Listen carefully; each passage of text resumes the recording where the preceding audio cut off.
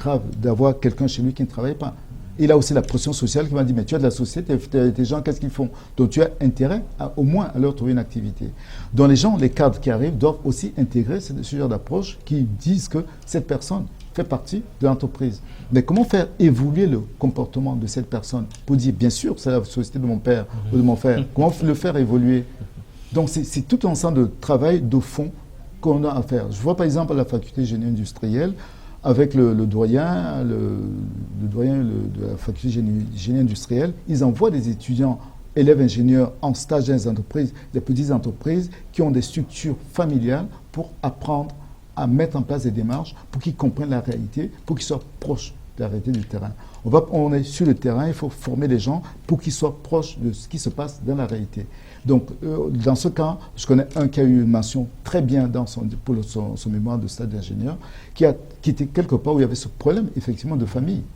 Mais parce que dans la gestion de la famille, il y a quelqu'un qui ne peut pas arriver le matin, parce c'est comme un pilier de la famille, parce que s'il n'est pas là, c'est le directeur de l'entreprise qui doit aller régler ses problèmes. Donc, il règle les problèmes de famille qui permettent à la société de fonctionner.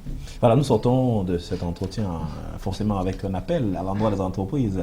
Et quel est donc l'appel, le signal fort que vous lancez pour que tout le monde puisse se mettre à niveau, parce que bientôt, c'est la mise en application des accords de partenariat économique. Pour que la qualité, que les choses avancent, c'est que les chefs d'entreprise aient envie de fonctionner, qu'ils comprennent que la qualité ne coûte pas cher et qu'on leur donne les possibilités de démontrer que les coûts sont compétitifs. Le problème, c'est l'argent. C'est qu'à l'heure actuelle, les coûts sont élevés et il faudrait que la démarche qualité dans une entreprise ne dépasse pas les 4-5 millions de francs. Au-delà, franchement, c'est hallucinant. Ça veut dire que même les propositions qui ont été faites pendant bien longtemps n'ont pas eu besoin d'atteindre ces chiffres. D'ailleurs, vous l'avez évoqué, que ce n'était pas la peine de demander aux gens des cinquantaines, des centaines de millions de francs CFA. Pourtant, on peut utiliser l'expertise locale, notamment les jeunes qui sortent de ces écoles d'ingénieurs pour trouver des écarts. Donc, au niveau de la démarche qualité, ce qui peut constituer de véritables manquements.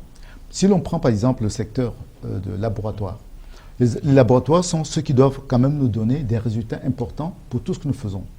Il y a plus de 500, plus de 1000 laboratoires au Cameroun. Et il suffit que ces laboratoires embauchent tous ces jeunes ingénieurs qui ont appris à faire tout ce qu'il faut dans les entreprises.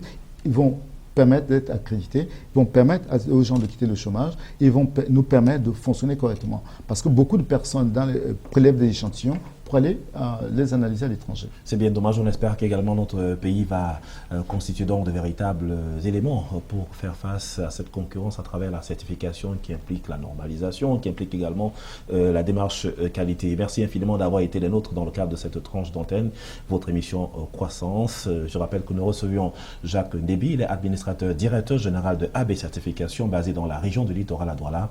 Il est d'ailleurs très aguerri pour la certification des entreprises dans notre pays, le Cameroun. Madame, monsieur, merci infiniment d'avoir suivi cette émission. Rendez-vous très bientôt sur cette antenne. Au revoir.